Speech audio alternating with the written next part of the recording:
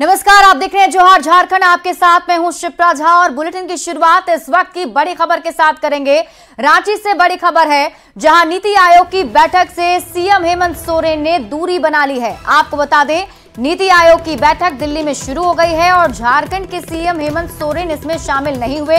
दरअसल बजट में झारखंड की अनदेखी की वजह से सीएम हेमंत सोरेन ने दूरी बनाई है, ऐसा कहा जा रहा है। इंडी गठबंधन के फैसले के साथ मुख्यमंत्री हेमंत सोरेन रहे।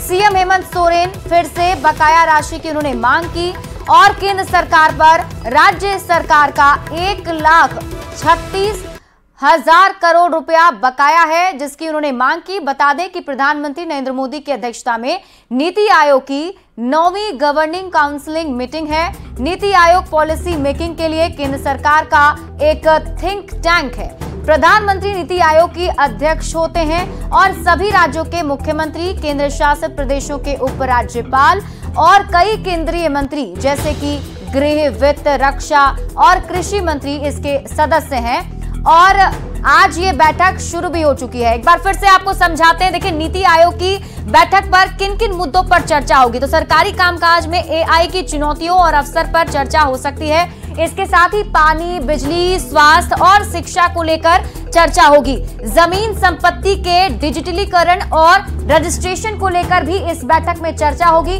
साथ ही सबसे बड़ा मुद्दा जो साइबर सुरक्षा का मुद्दा है, इस पर चर्चा होगी। और आपको बता दें कि नीति आयोग की बैठक शुरू हो चुकी है, लेकिन सीएम हेमंत सोरेन ने इस बैठक से दूरी बना ली। और सिर्फ मुख्यमंत्री हेमंत सोरेन ने नहीं, बल्कि इंडी अलायंस के सभी नेताओं ने दूरी बनाई है। क्या है नीति आयोग, आपको बताते हैं। 2015 में नीति आयोग का सबसे पहले गठन किया गया था और इसे थिंक टैंक कहा जाता है। पूरा नाम इसका राष्ट्रीय भारत परिवर्तन संस्था है। आपको बता दें कि भारत सरकार का नीति आयोग से जुड़ा ये थिंक टैंक है। मतलब ये दिशा निर्देश भी तय करता है कि आगे क्या काम होने हैं। सरकार की दीर्घकालीन जो योजनाएं हैं उसको लेकर सोचता है। राज्यों और केंद्र शासित प्रदेशों को सलाह भी दी जाती है कि राज्यों को कैसे काम करना है। एक मंच है सभी राज्यों के लिए जहां चर्चा होती है बड़े बड़े मुद्दों पर। 1950 से बने योजना आयोग को खत्म करके ये नीति आयोग जो है उसे बनाया गया था। 2015 में योजना आयोग पंचवर्षीय योजना तैयार करता था। जो पहले तैयारी होती थी 1950 में, उसे फिर नीति आयोग का नाम दे दिया गया। न्यूज 18 संवाददाता संजय सिन्हा हमारे साथ अधिक जानकारी के साथ जुड़े हुए हैं। संजय, देखिए, एक बड़ा मौका है अगर हम देखें तो कहीं ना कहीं लोगों के लिए भी और साथ साथ मुख्यमंत्री हेमंत सोरेन के लिए भी बड़ा मौका था कि वो झारखंड की बातों को वहां रख सकते थे, लेकिन उन्होंने इससे दूरी बना ली। क्या कुछ इसके पीछे वजह रही और क्या लगता है झारखंड के लिए क्या ये नुकसानदेह रहेगा? देखिए, नीति आयोग का जो मंच होता है बहुत बड़ा मंच होता है, जहां प्रत्येक राज्य पहुंचते हैं, अपने राज्य के विकास के लिए आर्थिक पैकेज की मांग करते हैं और राज्य की एक कर सकते हैं रोडमैप रखते हैं और रोडमैप में जितनी जरूरतें हैं वो पैसे राशि की मांग करते हैं। और यहाँ पर जो कहा जा रहा था कि हालांकि बता दें, कल शाम तक जो उम्मीद जताई जा रही थी कि मुख्यमंत्री हेमंत सोरेन नीति आयोग की बैठक में शामिल हो सकते हैं, कहीं से भी ये सूचना नहीं थी कि वो नहीं जाएंगे। ये थी उम्मीद कि वो जाएंगे, लेकिन अचानक सुबह में जैसे जैसे समय गुजरता गया, यहाँ तक कि किसी को भी जानकारी नहीं थी कि मुख्यमंत्री हेमंत सोरेन इस बैठक से दूरी बना लेंगे। लेकिन आखिरकार उन्होंने दूरी बना ली और जो इंडिया गठबंधन की जहां जहां भी जिस राज्य में सरकारें हैं, वहां के मुख्यमंत्री ने पहले से यह कह रखा था कि वो नीति आयोग की बैठक में शामिल नहीं होंगे। हालांकि जो ममता बनर्जी हैं पश्चिम बंगाल की मुख्यमंत्री, वो अपवाद रही और पहले से वो बैठक में शामिल होने के लिए पहुंच रही थी। मतलब कि जो राज्य के विकास को अपना एक तवज्जो दे रहे हैं, आगे देख रहे हैं, विकास के रोडमैप को देख रहे हैं, उन्होंने इसमें शायद शामिल होना जरूरी समझा। मुख्यमंत्री हेमंत सोरेन के मन में क्या है, खैर वो जानते हैं, लेकिन ये जो बात छन कर सामने आ रही है कि शायद जो आम बजट में जो जिस तरीके से वो उनका मानना है कि झारखंड के हितों का बहुत ज्यादा ध्यान नहीं रखा गया, शायद इससे वो नाराजगी वो जाहिर कर रहे हैं। लेकिन पार्टी की ओर से बताया गया है कि झारखंड की जो बकाया है, इस मंच पर वो अपनी बातों को रख सकते थे, अपना मुद्दा उठा सकते थे, झारखंड के लिए कुछ मांग कर सकते थे। ऐसे तो नहीं जाने से फिर वो भी फायदा नहीं मिलेगा। बिल्कुल, देखिए, ये राजनीति में रूठने की एक अपनी प्रक्रिया होती है। रूठने का एक अपना संदेश दिया जाता है कि हम जो रूठे हैं आपसे, आप उसका मैसेज समझिए।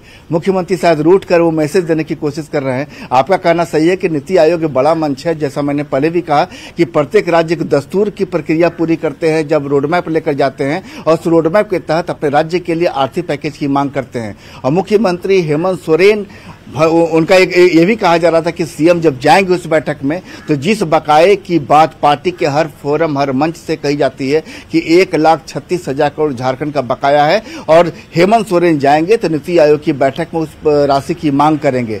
लेकिन जब सवाल है कि जब वो नहीं जा रहे हैं तो शायद इसके पीछे यह भी मैसेज देना हो सकता है कि वो राशि लंबे समय से नहीं दी जा रही है, सीएम क्षुब्ध है और इसलिए बैठक में शामिल होना जरूरी नहीं समझ रहे हैं। लेकिन देखिए इसे एक मामूली सिर्फ एक इसको इस बैठक में शामिल होने के कई मायने हैं। सबसे पहले देखिए बजट के बारे में यह कहा जा रहा है कि बजट के लिए इस बजट में कुछ नहीं है, लेकिन आपको यह भी समझिए कि विधानसभा चुनाव सामने है। इस बैठक में नहीं शामिल होने को लेकर वास्तव में हेमंत सरकार क्या मैसेज देना चाहती है, मुख्यमंत्री क्या मैसेज देना चाहते हैं, ये बड़ी चीज है, इसको समझना होगा। सबसे पहली बात है कि अगर सामने चुनाव है, मुख्यमंत्री इस बैठक में शामिल नहीं होते हैं तो पार्टी मंच से, सरकार के मंच से ये संदेश देने की कोशिश करते हैं कि केंद्र सरकार से उन्हें सहयोग नहीं मिल रहा है, जिन बातों को वो रखेंगे वो भी शायद पूरी नहीं होगी और उन्हें नाउम्मीदी हाथ लगेगी। तो मैसेज उन्होंने नहीं जाकर दे दिया है। अब सवाल यह है कि पर नजर बनाए रखिए और देखना होगा कि मुख्यमंत्री जब इसमें शामिल नहीं हुए हैं तो क्या कुछ मैसेज उन्होंने दिया है और मैसेज जनता तक पहुंचा भी है या नहीं पहुंचा है। बहुत बहुत शुक्रिया तमाम जानकारी के लिए। बढ़ते हैं आगे और बात अगली खबर की करते हैं। रांची से एक और बड़ी खबर आपको बता दें, ग्रामीण विकास मंत्री इरफान अंसारी का एक बड़ा बयान सामने आया है। इरफान अंसारी ने अपने ही सरकार के तबादले पर सवाल उठा दिए हैं।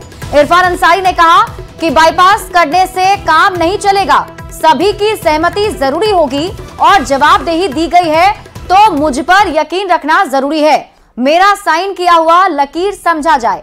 कांग्रेस प्रदेश ने राजेश ठाकुर ने भी तबादले पर सवाल उठाए थे और देखिए अब इरफान अंसारी की तरफ से भी तबादले पर सवाल उठा दिया गया है। राज्य सरकार लगातार ताबड़तोड़ फैसले ले रही है, विधानसभा चुनाव का मौका भी है। ऐसे में क्या गठबंधन दल में सब ठीक है? हम सीधे जानेंगे। हमारे साथ यहाँ पर ग्रामीण कार्य विकास मंत्री इरफान अंसारी हैं। बोले कि जो सरकार फैसले ले रही है, कांग्रेस को एतराज क्यों है? नहीं, एतराज की बात नहीं है। कॉलिशन गवर्नमेंट है और एक दूसरे के पूरक हैं। मैसेज ये नहीं जाना चाहिए कि हम लोग किसी को बाईपास कर रहे हैं। तो हमारे अध्यक्ष राजेश ठाकुर जी ने जो निर्णय लिया है, उनको लगा होगा कि पार्टी का जो फैसला है, सरकार का जो फैसला है, वो बाईपास किया जाएगा, ऐसा उनको लगा। किस फैसले की बात कर रहे हो? जो भी निर्णय लिए जा रहे हैं, कम से कम विश्वास में लेकर निर्णय लिया जाए। हम लोग तो पार्ट है, सरकार है तो सिंगल सरकार नहीं ना है। अगर सरकार ने जवाबदेही दी है तो मुझे काम करने दिया जाए। अब एक दो विधायक जो हैं वो लगातार वो नेगेटिव है, इसकी मंशा ही गलत करने का है। अब मैं कुछ काम करूंगा, मैं साफ साफ बोल दिया हूँ, अगर मुझे काम कर, अगर जवाबदेही दी है तो मुझे स्वतंत्रता दी जाए। ग्रामीण कार्य विकास विभाग के मंत्री साफ कर रहे हैं कि अगर सरकार ने जिम्मेदारी दी है, आला कमान ने जिम्मेदारी है, तो उनके लिए गए यानी विभाग के लिए गए फैसले पर यकीन रखना होगा। साथ ही उन्होंने ये भी कहा कि सरकार जो भी फैसले, जो गठबंधन की सरकार है, सरकार जो भी फैसले ले, गठबंधन के साथियों की सहमति बहुत जरूरी है, बाईपास करेंगे नहीं चलेगा। संजय कुमार सिन्हा, न्यूज़ 18। और लातेहार से आपको बड़ी खबर बता दें, टीएसपीसी उग्रवादियों ने 2 हाईवा में आग लगा दी है। कोयला ढुलाई में लगे थे ये ट्रक, जिसको आग के हवाले कर दिया गया और पर्चा छोड़कर लेवी की मांग भी की गई है। साथ ही साथ जान से मारने की धमकी भी दी गई है। हेरहंज थाना इलाके की वारदात है और पुलिस की टीम पूरे मामले की जांच पड़ताल में जुट गई है। तो बड़ी खबर आपको बता रहे हैं लातेहार से, जहां टीएसपीसी उग्रवादियों ने 2 हाईवा में आग लगा दी और ये तस्वीर हम आपको दिखा रहे हैं। और देखिए यही वो हाईवा है, बताया जा रहा है कि कोयला ढुलाई में ये दोनों ट्रक लगे हुए थे, जिसमें आग लगा दी गई है उग्रवादियों की तरफ से और साथ ही साथ पर्चा छोड़कर वसूली की मांग भी की गई है और नहीं देने पर जान से मारने की धमकी भी दी गई है। और न्यूज़ 18 संवाददाता विकास तिवारी अधिक जानकारी के साथ हमारे साथ जुड़े हुए हैं। विकास, क्या कुछ अपडेट है, क्या कुछ जानकारी मिल पाई अब तक? जी, टीएसपीसी नामक जो उग्रवादी संगठन है, उन्होंने कोल ट्रांसपोर्टर और कोल कारोबारियों के कंपनी के खिलाफ यह दस्तक दिया है और उन्होंने 2 हाईवा जिसमें कोयला ट्रांसपोर्टिंग की जा रही थी उसको देर रात्रि आग के हवाले कर दिया है। साथ ही उस पे चालक और सह चालक की पिटाई की है और उन्होंने एक पर्ची देते हुए यह चेतावनी दी है कोल कंपनी को कि अगर आगे उनसे मैनेज करके काम नहीं किया गया तो लोग हत्या भी करेंगे। उसके घटना की जानकारी के बाद पुलिस मौके पर पहुंचकर आगे की कार्रवाई में जुटी हुई है। बताता चलूं कि लातेहार जिला घोर नक्सल प्रभावित जिला रहा है और आए दिन यहाँ पर किसी न किसी नक्सलियों के द्वारा लेवी की खातिर वारदात को अंजाम दिया जाता है। हालांकि टीएसपीसी उग्रवादी संगठन है, काफी लंबे समय के बाद पुनः। ठीक है विकास, आप इस खबर पर नजर बनाए रखिए। बहुत बहुत शुक्रिया तमाम जानकारी के लिए। बढ़ते आगे और आपको रांची से अगली बड़ी खबर बता दें। गिरफ्तार आरोपी कमलेश की पेशी होगी। लैंड स्कैम मामले में गिरफ्तार किया गया है कमलेश, जिसकी पेशी आज होनी है। आपको बता दें कि कमलेश को ईडी ने गिरफ्तार किया है और पीएमएलए कोर्ट में आज आरोपी की पेशी की जानी है। शुक्रवार को ही कमलेश को गिरफ्तार किया गया था। ईडी की पूछताछ में कई अहम खुलासे हुए हैं। आपको बता दें कि ईडी की तरफ से करीब 6 समन कमलेश को जारी किए गए थे। 5 समन में कमलेश हाजिर नहीं हुआ था। 6ठे समन के बाद उसकी गिरफ्तारी की गई है और उसे अब पीएमएलए कोर्ट में पेश किया जाएगा। आगे रिमांड पर लिया जा सकता है, जिसके बाद आगे भी पूछताछ ईडी की टीम कर सकती है, क्योंकि अब तक के जो पूछताछ हुए हैं उसमें कई अहम खुलासे हुए हैं। तो जमीन घोटाला मामले से पूरा मामला जुड़ा हुआ है। रांची से न्यूज़ 18 संवाददाता ओम प्रकाश अधिक जानकारी के साथ जुड़े हुए हैं। ओम प्रकाश, क्या लगता है आज अगर पेशी होती है तो क्या रिमांड की भी मांग की जाएगी ईडी की तरफ से? जी बिल्कुल, इस पूरे मामले में अगर देखा जाए तो कमलेश से कई अहम जानकारियां निकलने की पूरी संभावना जो है वो ईडी के पास है और इस वजह से ईडी जो है वो कमलेश की रिमांड की मांग कर सकती है अदालत में। अब देखना होगा कि अदालत में जब पेश किया जाएगा कमलेश को तो उसके बाद ईडी के द्वारा कितने दिनों की रिमांड की अवधि की मांग की जाती है और अदालत का फैसला उस पर क्या होता है। लेकिन जाहिर तौर पर जिस तरह से ये पूरा जमीन का फर्जीवाड़ा हुआ है, इसमें न सिर्फ कमलेश बल्कि कई अन्य लोग जो कि अब तक पर्दे के पीछे हैं या फिर बात की जाए जो सफेद पोश हैं, उनके चेहरे बेनकाब होने की पूरी उम्मीद है। जी ठीक है ओम प्रकाश, आप इस पर नजर बनाए रखिए। बहुत बहुत शुक्रिया तमाम जानकारी के लिए। बढ़ते आगे, धनबाद में युवक की मौत के बाद जमकर बवाल हुआ है। ग्रामीणों ने आगजनी कर पत्थरबाजी भी की है। हालांकि अब झरिया विधायक पूर्णिमा नीरज सिंह की अगुवाई में वार्ता के बाद मामला शांत हो गया है। बता दें कि लोधना ओपी इलाके के सुशी कैंप में चल रहे आउटसोर्सिंग कंपनी देव प्रभा में नौकरी मांगने गया 30 साल का सूरज मालगाड़ी की चपेट में आ गया, जिससे उसकी दर्दनाक मौत हो गई थी। आरोप है कि युवक की मौत के बाद आउटसोर्सिंग कंपनी के लोग शव को उठाकर ले जा रहे थे, लेकिन ग्रामीणों ने जब देखा तो हंगामा शुरू हो गया और देखते ही देखते बात बिगड़ गई। ग्रामीणों ने कंपनी परिसर को घेर लिया और कई गाड़ियों को आग के हवाले कर दिया। जमकर पथराव भी किए गए, जिसके बाद देर रात झरिया विधायक पूर्णिमा नीरज सिंह मौके पर पहुंची और कंपनी प्रबंधन से बात कर परिजनों को 20 लाख मुआवजा राशि, बच्चों की पढ़ाई का खर्च और एक आश्रित को नौकरी देने पर बात बनी है। जो गाड़ी चढ़ा दिया और डेड बॉडी गायब कर दिया, लेकिन डेड बॉडी गायब करना तो ये तो क्राइम जुर्म है, लेकिन ये लोग गिरफ्तार भी नहीं कर रहे हो। अगला व्यक्ति के दब जाने की सूचना है और कुछ गाड़ियों में आग लगा दी गई है। अभी तो यही है, अभी लाइन ऑर्डर नियंत्रण में है और बाकी प्रक्रिया को हम देखते हैं वास्तव क्या है। वो एक प्रयास था और आज हमने जो है 20 लाख की राशि जो है उनके चेक और कैश मिलाकर उनको सुपुर्द कर दी है। और ये भी है कि अगर आगे पढ़ाई लिखाई में कोई बच्चों के दिक्कत आती है तो उसके लिए मैं हूँ। और अभी पोस्टमार्टम होगा, पोस्टमार्टम के बाद जो राशि लगेगी इनकी क्रियाकर्म में वो भी कल शाम तक इनको मिल जाएगी। और रांची से आपको बड़ी खबर बता दें, जहां अग्निवीरों की भर्ती आज से शुरू होगी। खेलगांव में 10 अगस्त तक भर्ती होगी। रात 12 बजे से सुबह 6 बजे तक अभ्यर्थियों का प्रवेश होगा। जूनियर कमीशन अफसर की बहाली होगी। अग्निवीर टेक्निकल ऑफिस असिस्टेंट की भर्ती और अग्निवीर ट्रेडमैन की बहाली भी होनी है।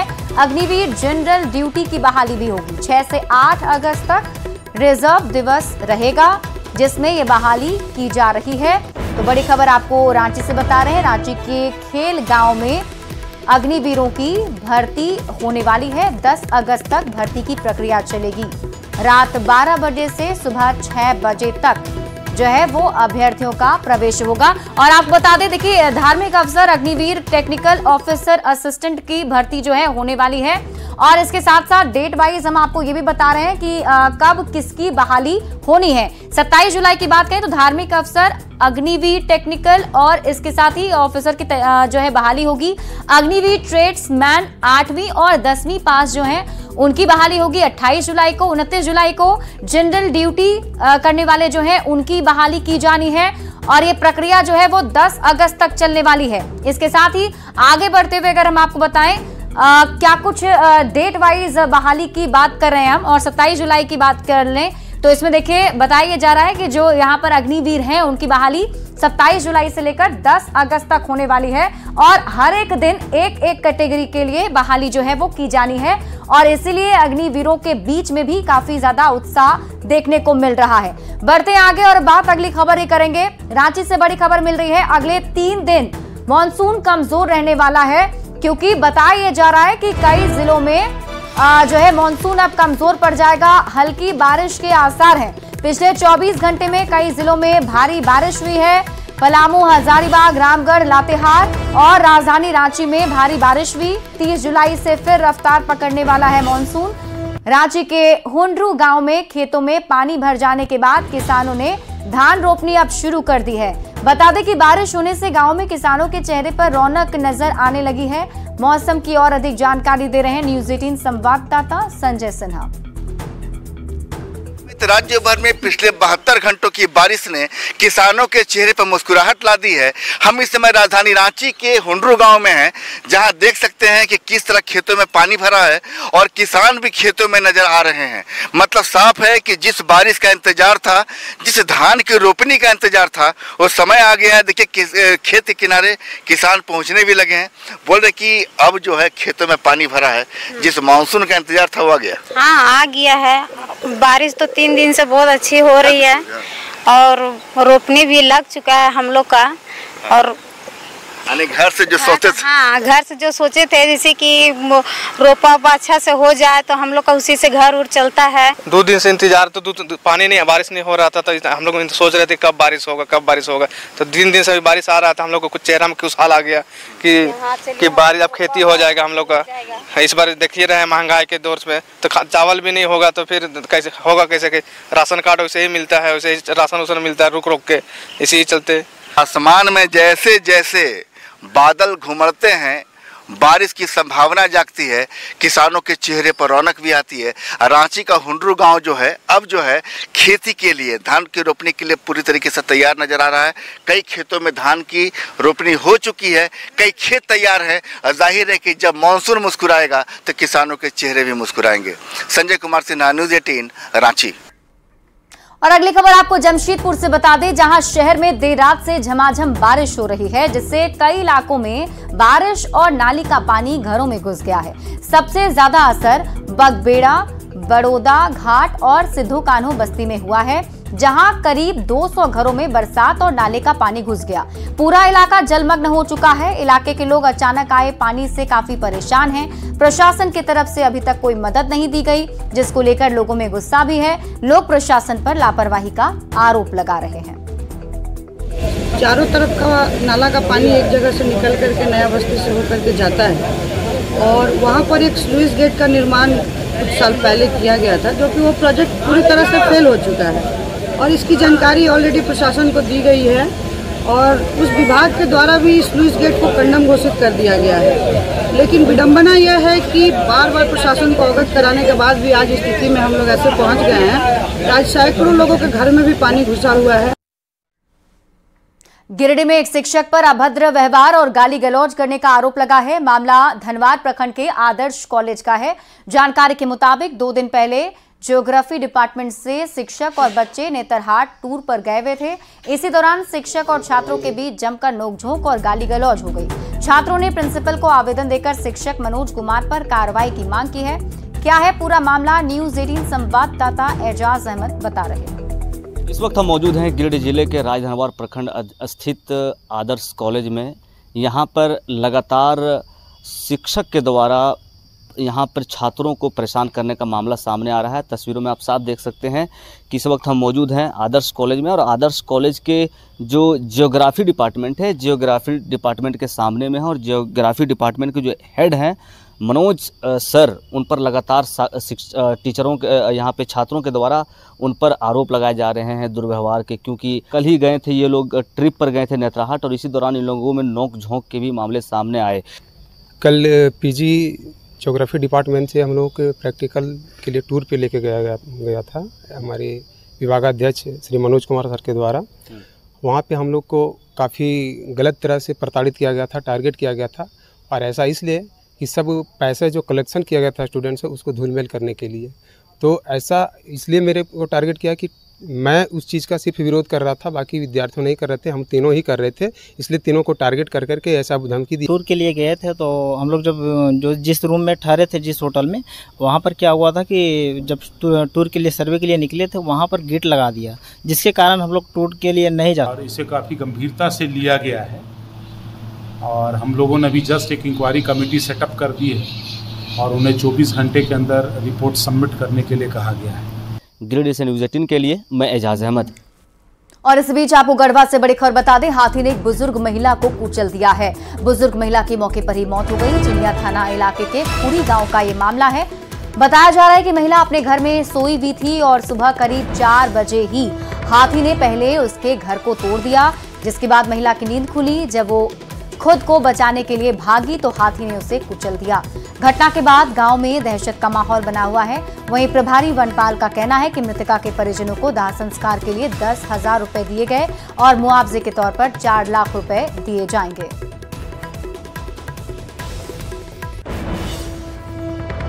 और फिलहाल इस बुलेटिन में अभी के लिए बस इतना ही। आप देखते रहिए न्यूज़ 18 बिहार झारखंड।